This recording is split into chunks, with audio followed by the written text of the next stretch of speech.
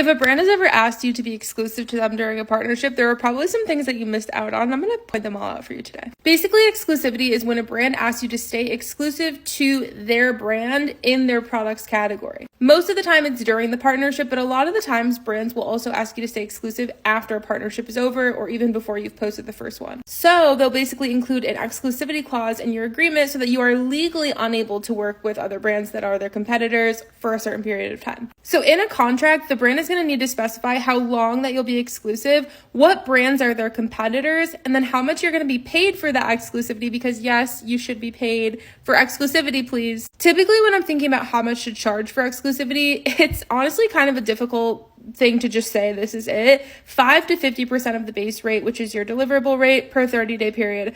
5% for brands that are like so easy to stay exclusive to, or maybe brands that are easy and it's a long-term exclusivity period, like a year or something.